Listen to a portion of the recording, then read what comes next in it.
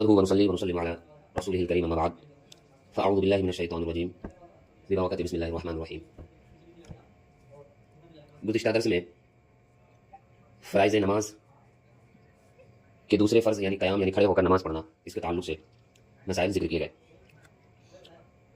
جتنے بھی مسائل تھے حتی الامکان آپ کے سامنے پیش کر دیے گئے۔ اس بات کو ہمیشہ ذہن میں رکھیں کہ جب بھی آپ نماز پڑھیں تو بغیر کسی عذر کے بیٹھ کر نماز نہ پڑھیں، بغیر کسی عذر کے بیٹھ کر نماز نہ پڑھیں، آپ کی نماز نہیں ہوگی۔ آج کے درس میں ہم تیسرا فرض قرأت کے تعلق سے گفتگو کریں گے۔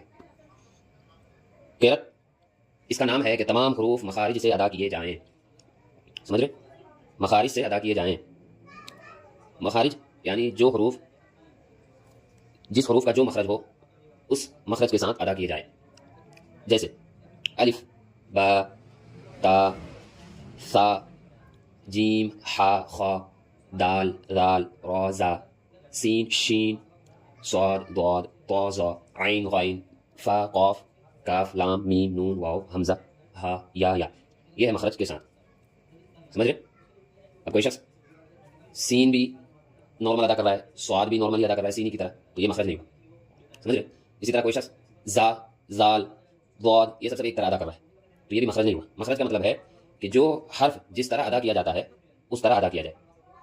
جیسے میں ایگزامپل دیتا ہوں، الحمدللہ رب العالمین، تو اس میں تین ایسے لفظ ہے جس کو ادا کرنا مخرج کے ساتھ بہت زیادہ ضروری ہے، سمجھے؟ ایک ہوا الحم، ہا، کچھ لوگ جو مخرج کے ساتھ ادا نہیں کرتے تو کیا پڑھتے؟ الحم، یعنی ہا اور ہا دونوں کو مکس کر دیتے، سمجھ رہے؟ پھر کیا ہے عالمین، اور جو مخرج کے ساتھ ادا نہیں کرتے وہ کیا پڑھتے؟ عالمین، الف کے ساتھ پڑھ دیتے، حالانکہ ایسا نہیں ہونا چاہیے، عین نکال کر پڑھے عالمین۔ الرحمن الرحیم، ہا نکالے، ہا نہ پڑھے الرحمن الرحیم، اس طرح نہ پڑھے الرحمن الرحیم، اس طرح پڑھے ایاک نعبد و ایاک نستعین، عین نکالے نعبد میں بھی اور نستعین میں بھی۔ اگر آپ عین نہ نکالیں گے نعبد نستعین اس طرح بغیر عین کے ساتھ پڑھیں گے تو یہ بھی قرأت کرنے کا صحیح طریقہ نہیں ہے، سمجھ رہے؟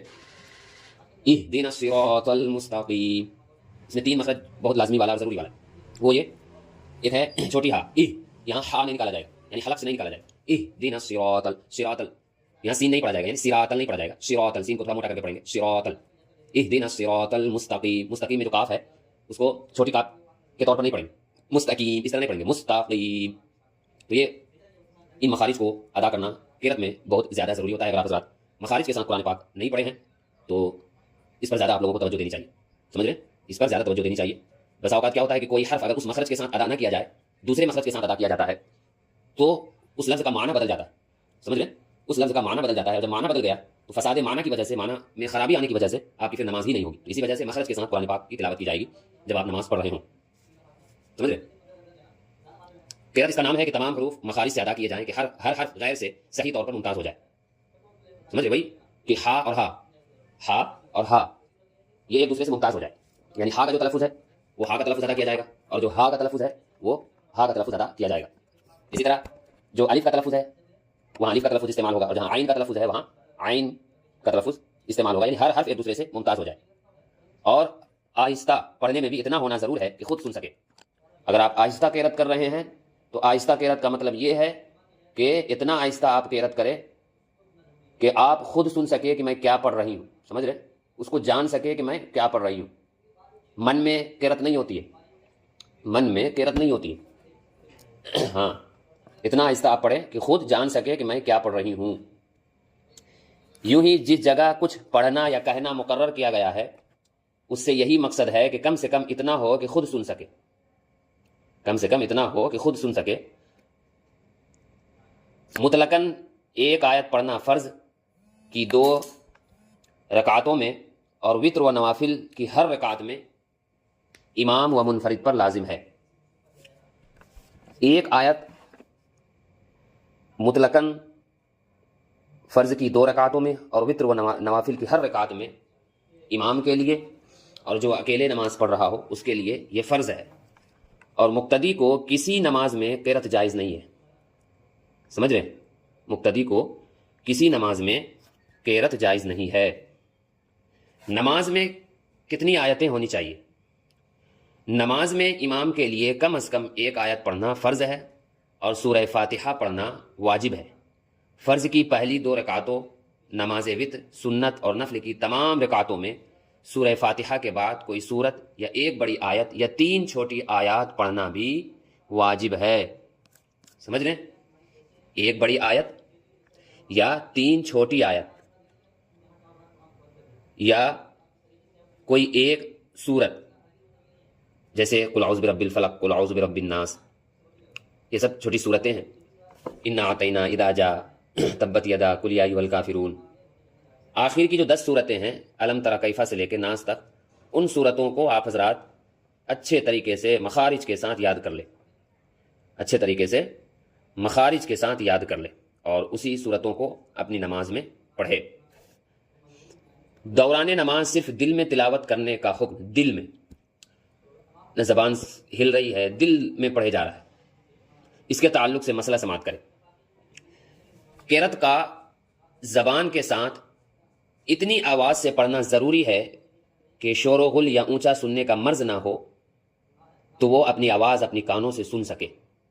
اپنے کانوں سے آواز سنے بغیر صرف حروف کی صحیح ادائیگی بھی معتمد قول پر کافی نہیں کہ آواز سنے بغیر فقط تصحیح حروف سے اصح قول کے مطابق قرأت ادا نہیں ہوتی، جبکہ دل میں قرأت کا تصور کرنا تو بالاتفاق قرأت یعنی پڑھنا نہیں ہے۔ لہٰذا پوچھی گئی صورت میں اس طرح دل میں پڑھنے سے قرأت کا فرض ادا نہیں ہوگا، نماز بھی نہیں ہوگی، ایسی نماز کو دوبارہ پڑھنا فرض ہے۔ خلاصہ کلام یہی ہے کہ دل میں قرأت کرنا یہ جائز نہیں ہے۔ اگر کوئی شخص دل میں قرأت کر کے نماز پڑھ رہا ہے تو اس کی نماز نہیں ہوگی۔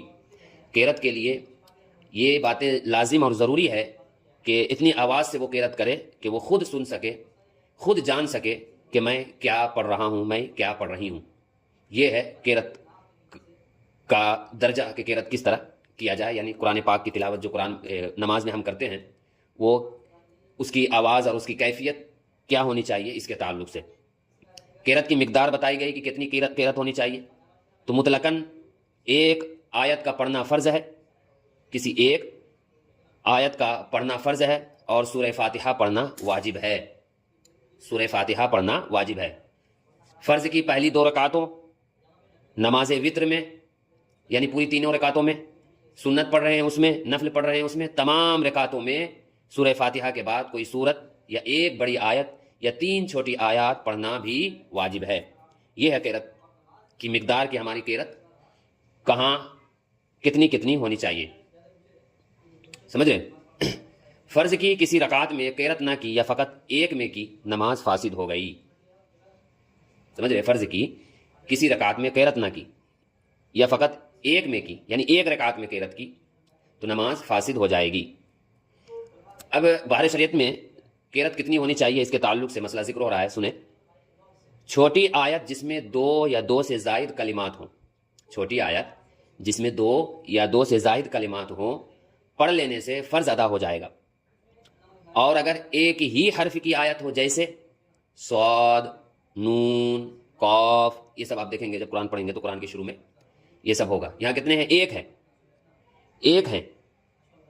اور فرمایا کیا گیا ہے؟ جس میں 2 یا 2 سے زائد کلمات ہو، جیسے حامیم، ہا ایک کلمہ، میم 2، اور جس میں صرف صاد ہو ایک ہی حرف، نون ہو ایک ہی حرف، قاف ہو ایک ہی حرف۔ بعض قرأتوں میں ان کو آیت مانا ہے تو اس کے پڑھنے سے فرض ادا نہ ہوگا، اگرچہ اس کی تکرار کرے، یعنی اگرچہ اس کو 2 بار پڑھے۔ رہی ایک کلمہ کی آیت مدہام متانی، اس میں اختلاف ہے اور بچنے میں احتیاط ہے۔ وہی بات یہاں پہ ذکر ہوئی ہے کہ چھوٹی آیت جس میں 2 یا 2 سے زائد کلمات ہو، پڑھ لینے سے فرض ادا ہو جائے گا، اور اگر ایک ہی حرف کی آیت ہو جیسے صاد، نون، قاف، تو اس کے پڑھنے سے فرض ادا نہیں ہوگا۔ سورتوں کے شروع میں بسم اللہ الرحمن الرحیم ایک پوری آیت ہے، مگر صرف اس کے پڑھنے سے فرض ادا نہ ہوگا۔ کوئی شخص الحمدللہ کے بعد بسم اللہ الرحمن الرحیم پڑھ کر رکوع میں چلا جائے تو ایسی صورت میں بھی فرض ادا نہیں ہوگا۔ سمجھ رہے ہیں؟ قرأت شاذہ سے فرض ادا نہ ہوگا، یوں ہی بجائے قرأت آیت کی ہجے کی نماز نہ ہوگی۔ ہجے کر کے بھی قرآن پاک پڑھنے سے نماز میں نماز نہیں ہوگی۔ سمجھ رہے ہیں؟ ہجے تو جانتے ہیں آپ، سمجھ رہے ہیں؟ قل اعوذ برب الناس، اس کو اگر ہجے کر کے ہم پڑھیں گے، کاف لام پیش قل، الف زبر آ، عین واو پیش عو، قل اعوذ، دال پہ دو، قل اعوذ، برب الناس، اس طرح اگر ہجے کر کے اگر ہم پڑھیں تو ایسی صورت میں بھی نماز نہیں ہوگی، سمجھ رہے؟ تو قرأت کے مسئلے میں آپ کو جو باتیں یاد رکھنی ہے وہ یہی یاد رکھنی ہے کہ آخر کے 10 سورے سب سے پہلے ایک دم ٹناٹن یاد ہو، وہ بھی مخارج کے ساتھ، مخرج کے ساتھ۔ بغیر مخرج کے اگر آپ کوئی آیت یا کوئی سورے آپ کو یاد ہو تو یاد رکھے، اگر آپ کے غلط مخرج کی وجہ سے معنی میں غلطی آ جائے گی، معنی بدل جائے گا، تو آپ کی نماز نہیں ہوگی، سمجھ رہے؟ آپ کی نماز نہیں ہوگی۔ ایک ایگزامپل میں آپ کو دیتا ہوں، یہاں تک کہ زیر زبر کا بھی آپ کو خاص خیال رکھنا ہوگا، سمجھ رہے؟ زیر زبر کا بھی آپ کو خاص خیال رکھنا ہوگا۔ اگر بہت ساری ایسی چیزیں ہوتی ہے کہ زیر کی وجہ سے اگر ہم زبر پڑھ دیں وہاں پہ تو معنی بدل جاتا ہے، سمجھ رہے؟ معنی بدل جاتا ہے۔ اگر پیش کی جگہ اگر ہم زبر پڑھ دیں گے تو معنی بدل جائے گا، معنی بدل جاتا ہے، اور جب معنی بدل گیا تو پھر نماز ہی نہیں ہوگی۔ تو مخرج کا مطلب یہی ہے کہ جو آیتیں جس مخارج کے ساتھ اور جس زیر و زبر و پیش کے ساتھ ہے اسی طرح آپ کو پڑھنا ہے، سمجھ رہے ہیں؟ اسی طرح آپ کو پڑھنا ہے۔ اور قرأت کرنے میں ایک بات اور یاد رکھے کہ قرأت ترتیب کے ساتھ کرے، خلاف ترتیب نہ کرے۔ ترتیب کا مطلب یہ ہے کہ جو سورے جس کے بعد ہو اسی سورے کو پڑھے، ایسا نہ ہو کہ پہلے ہم قل اعوذ برب الناس پڑھ لیے اور پھر دوسری رکعت میں ہم قل اعوذ برب الفلق پڑھ رہے، قل اعوذ برب الفلق پڑھ رہے۔ نماز تو آپ کی ہو جائے گی مگر ایسا کرنا صحیح نہیں ہے، درست نہیں ہے، سمجھ رہے ہیں؟ ترتیب کے ساتھ آپ کو پڑھنا ہے کہ پہلے کیا ہے، پہلے قل اعوذ برب الفلق ہے، پھر اس کے بعد کیا ہے، قل اعوذ برب الناس، اس طرح۔ ایسا نہ ہو کہ پہلے ہم قل هو اللہ احد پڑھ لیں پہلی رکعت میں، پھر ہم دوسری رکعت میں انا اعطیناک کل کوثر پڑھ لیں، یہ خلاف ترتیب ہوا، اور خلاف ترتیب ایسا کرنا درست نہیں ہے، جائز نہیں ہے۔ اگر جان بوجھ کر ایسا کریں گے تو پھر آپ کی نماز تو ہو جائے گی مگر نماز جو ہوگی وہ مکروہ ہوگی، ناپسندیدہ چیز واقع ہونے کی وجہ سے اس نماز کے پڑھنے میں جو ثواب آپ کو ملیں گے اس میں کٹوتی کر کے آپ کو ثواب ملے گا، سمجھ رہے ہیں؟ تو جو صورت جس ترتیب کے ساتھ ہے اسی ترتیب کے ساتھ آپ کو پڑھنے ہیں۔ آپ اچھے سے غور کر لے 10 سورے، کون سی سورہ کس کے بعد ہے، کون سی سورہ کس کے بعد ہے، کون سی سورہ پہلے ہے، کون سی سورت بعد میں ہے، تو اس کو اچھے سے ذہن میں بٹھا لیں گے تو پھر آپ کو دقت نہیں کرنا پڑے گا۔ جیسے پہلے کیا ہے، الم تر کیف، پھر اس کے بعد لإیلاف قریش، پھر اس کے بعد ارأیت الذی، سمجھ رہے ہیں؟ پھر اس کے بعد انا اعطینا، پھر اس کے بعد قل یا ایھا الکافرون۔ یہ ترتیب ہوا، یہ ترتیب ہوا، اسی ترتیب کے ساتھ آپ کو قرأت کرنا ہے۔ ایسا نہ ہو کہ پہلی رکعت میں ہم اذا جاء نصر اللہ پڑھ لیے، اب ہم کو اس کے بعد والی صورت پڑھنا ہے تو اس کے بعد والی صورت نہ پڑھ کے اس سے پہلے والی صورت پڑھ لی، اس کے پہلے والی صورت پڑھ لی، تو یہ خلاف ترتیب قرأت ہوا، اور خلاف ترتیب قرأت کرنا یہ جائز اور درست نہیں ہے، سمجھ رہے بات کو؟ ہاں، ایک ایگزامپل دیتا ہوں میں، قل اعوذ برب الناس ملک الناس الہ الناس من شر الوسواس الخناس الذي يوسوس في صدور الناس من الجنة والناس۔ تو کچھ لوگوں کو، میں بچے لوگ کو پڑھاتا ہوں، بچیاں بھی پڑھتی ہے، تو من الجنت، جنت کی جگہ بہت سارے بچیاں جنت پڑھ دیتی ہیں، من الجنة والناس اس طرح پڑھ دیتی ہیں۔ دیکھیے زیر زبر کا فرق ہو رہا ہے، جنہ میں جیم کے نیچے زیر ہے اور جنہ میں جیم کے اوپر زبر ہے، جیم کے اوپر زبر ہے۔ زیر زبر کے فرق ہونے کی وجہ سے معنی میں بہت بڑا فساد آ جا رہا ہے، بہت بڑا فساد آ جا رہا ہے۔ وہ فساد بھی بتاتا ہوں میں۔ وہ فساد یہ ہے کہ آپ معنی پہ غور کریں گے تو معنی یہ ہے کہ قل اعوذ برب الناس، قل اعوذ برب الناس، اے محبوب آپ فرما دیجئے میں اس کی پناہ میں آیا جو سب لوگوں کا رب ہے، ملک الناس سب لوگوں کا بادشاہ ہے، الہ الناس سب لوگوں کا خدا ہے، من شر الوسواس الخناس اس کے شر سے جو دل میں برے خطرے ڈالے اور دبک رہے، الذی یوسوس فی صدور الناس وہ جو لوگوں کے دلوں میں وسوسے ڈالتے ہیں، من الجنت والناس، جن اور آدمی سے پناہ مانگتا ہوں. سمجھ رہے ہیں؟ پناہ مانگتا ہوں. تو یہاں پر ذکر کس چیز کا ہے؟ جن کا. کس کا؟ جن کا ذکر ہے. اگر ہم جنت پڑھ دیں گے تو معنی کیا ہوگا؟ میں جنت سے پناہ مانگتا ہوں. جنت سے کون پناہ مانگے گا بھائی؟ جنت کی تو ہر کوئی خواہش کرتا ہے، آرزو کرتا ہے. اس کو پانے کے لیے، وہاں تک پہنچنے کے لیے اللہ تبارک و تعالیٰ کو راضی کرتا ہے، اس کے رسول صلی اللہ علیہ وسلم کو راضی کرتا ہے. تو صرف زیر زبر کے بدلنے سے جنات کی جگہ جنت سے پناہ مانگا جا رہا ہے، جو کہ معنی کو بالکلیہ خراب کر دیتا ہے. معنی کو بالکلیہ خراب کر دیتا ہے. تو اس سے بچنے کے لیے یہی ہے کہ آخر کے 10 سورے پورے مخارج کے ساتھ اچھے طریقے سے یاد کر لیں. اور اگر